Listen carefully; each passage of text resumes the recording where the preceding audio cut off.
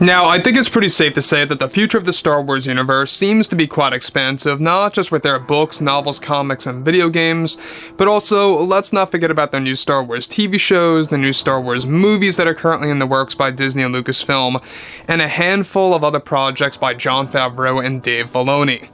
This is Mike Zero. Make sure to subscribe if you are new to the channel for future Star Wars updates. Also, by the way guys, make sure to drop a thumbs up on this video to support the channel. I thank you all so very much for the kind support. It is greatly appreciated. Now, one thing about the new Star Wars universe is that there's a lot of things happening between Jon Favreau, Dave, and George, and exactly where they're going with all of the highlights of Star Wars Legends becoming the pretty much, main storyline of all of these Mandoverse era projects that they have mapped out.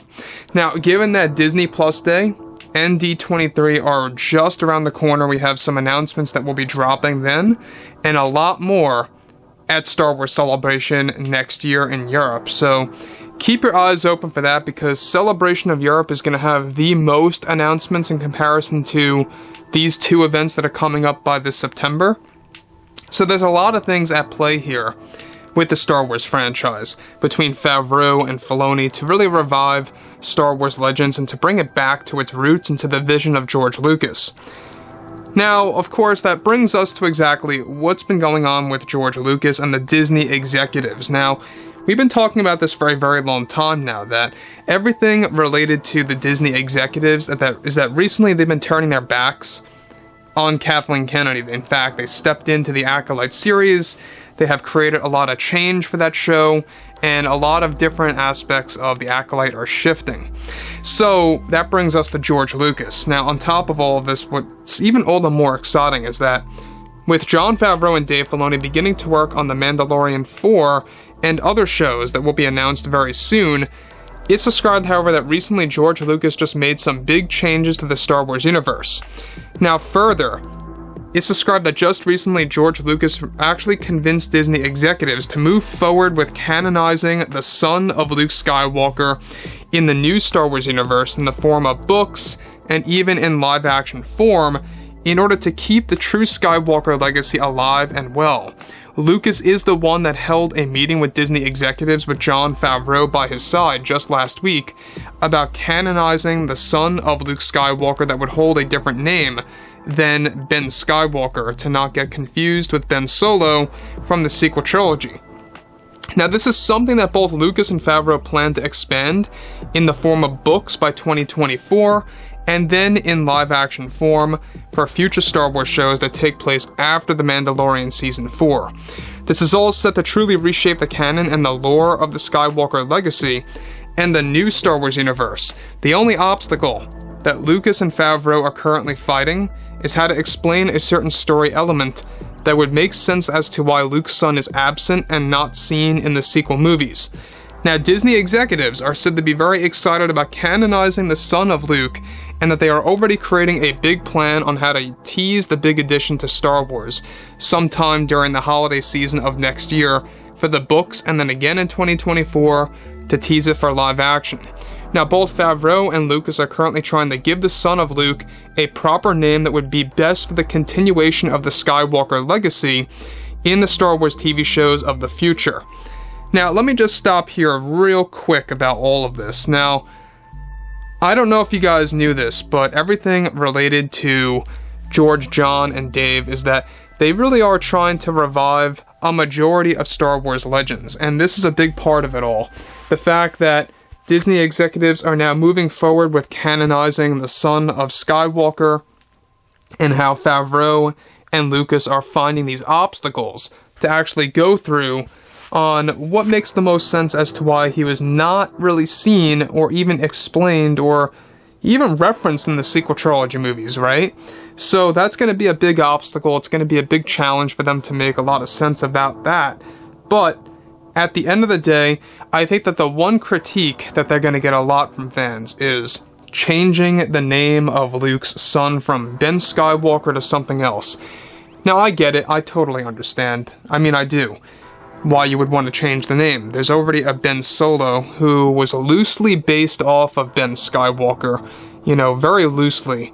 It's why they called him Ben, and that basically was the Ben Skywalker of the sequel trilogy. Their very, poor, I guess you could say, version of Ben Skywalker. Even though I like the character of Kylo Ren and Ben, it wasn't really anything near of what Darth Caedus was like, Jason Solo in the Legends universe. So, moving forward from all of this, this is something that Kathleen Kennedy does not like and is trying to put a stop to it all by trying to convince Disney that it will only create problems for future new Star Wars fans. Both Lucas and Favreau are also going to drop in some very minor hints toward all of this at some point in time in a new Star Wars TV show that is already planned to take place after Mando 4 that is currently unknown. Favreau is also set to recreating the stories of Ben Skywalker from Star Wars Legends and how he can best apply those stories to the new Star Wars universe moving forward. Now, Disney CEO Bob Chapek is also very happy with this direction for the franchise and that it was all made possible by Lucas for convincing Disney to finally go through with all of this. Lucas will be calling the shots on how the legacy of the Skywalkers continues, as he is the one that will be creating the general direction of it all, with Favreau by his side for the new Star Wars shows and more to arrive on Disney+. This edition of Luke's Son is also going to involve new stories of Mara Jade in the process. Now, about Mara Jade, this is another big addition that we talked about quite a while now, is that actress Karen Gillan is going to pick up the role of Mara Jade as a cameo in The Mandalorian Season 4, that's the current plan, and they're going to move forward from all of that.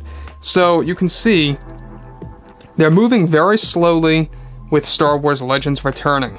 A great example is Thrawn and the Thrawn trilogy stories are going to be a big part and player of the Ahsoka Tano show. So that's one thing to focus on. And the other aspect is that we're going to have Shadows of the Empire becoming a big, deal in The Mandalorian Season 4 as well. So there's a lot of stories from Legends that are being revived and repurposed in these new Star Wars shows. And I think that's the best way that Jon Favreau is doing this. He's really finding smart ways to implement the highlights of Star Wars Legends, how to properly insert them into the new Star Wars universe, and more. Now, with that being said too, alright, George Lucas, at no surprise here, actually is the one that convinced the Disney executives to go through all of this, because he himself made it clear to Disney that this is the best way to go in order to really create momentum, not just for new fans, but also for the hardcore fans that have been asking for something like this to happen for many years, decades at least. So, at the very end of the day, I think that George, John, and Dave, they all have their heads on straight, they know what they're doing, and a lot of great things are going to come out of this. The only obstacle, like I mentioned before, that they are going through is why Ben Skywalker, or whoever he's going to be called, is not mentioned or absent from the sequels. How are they going to canonize that? That's a great big deal. They could just do something as easily as hiding him, or that he was in hiding, or something around those lines. It could be very simple. But overall, guys, drop a comment below. Let me know what you guys have to say about this below in the comments, and if you guys did enjoy the content for today, make sure to drop a thumbs up on this video to support the channel. I thank you all so very much for the kind support, and I'll catch you guys next time.